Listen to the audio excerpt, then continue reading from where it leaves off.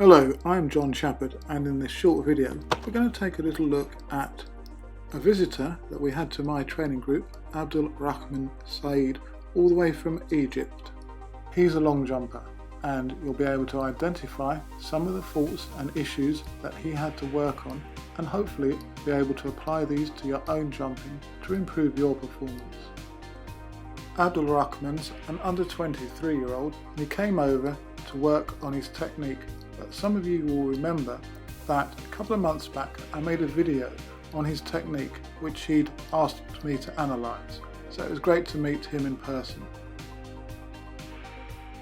It was also interesting from my point of view to actually see whether the comments I'd made on his technical ability and what he needed to work on were actually correct, as it's always difficult to see through video and it's much better to be able to do so in person.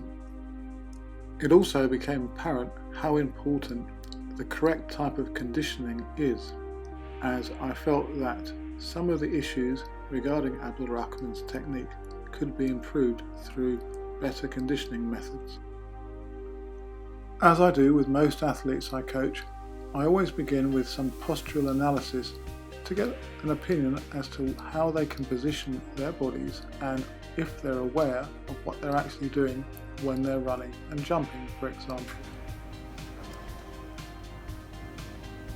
I identified from these drills, for example, that Abdul Rahman's takeoff hip doesn't move away from his body sufficiently well enough. It tends to lift up and down rather than going out, and this in fact represented itself when he went to actually jump. As I've said in other videos, the hip flexors are probably the most important muscle when it comes to sprinting and jumping. On the screen at present are some of the balance and stability exercises that I do, again to act as a test but also as a strengthening means. You've got to work on the stabilising muscles as well as the power developing ones. And here with Jonathan, you can see Abdul Rahman working on his takeoff positioning, and you'll notice that Jonathan swings his hip much more positively once he moves into the more dynamic exercise variation. Abdul Rahman also lowers too much as he goes into his takeoff, and this again happened when he went to actually jump into the pit. One of my favourite exercises to work on the correct positioning into the board is via the use of low mats.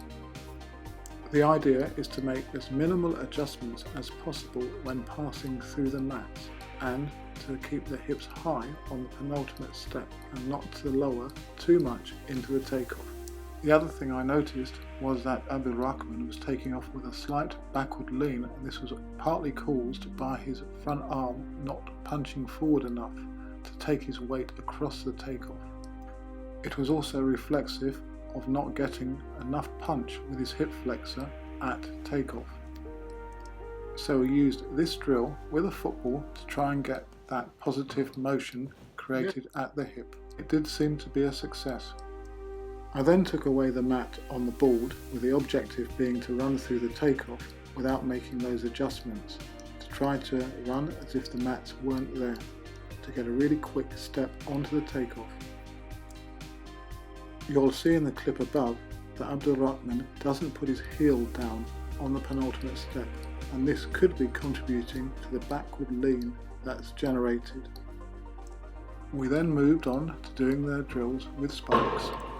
However, the transference of the speed through the mats, which obviously aren't here now, wasn't maintained when they were removed, and the backward rotation at takeoff is even more pronounced. It did begin to improve with some jumps later on in the session. Look closely and you'll see a circle of sand on the run when Abdul Rahman has to position flat-footed for the penultimate. However, he's still not getting into the correct position just as he goes into the takeoff and leaves the board. As I indicated earlier, I perceived that some of the issues were created by a lack of specific and relevant conditioning, and I'll say more about this in the second part of this video. Also update on how we tried to tackle some of the technical issues, and also how Abdul Rahman in general progressed over the remaining 3 or so weeks that he was in London. As usual, thanks for listening and good luck with your training and competition, and do subscribe to the channel and leave any comments in the section below or through my social media channels.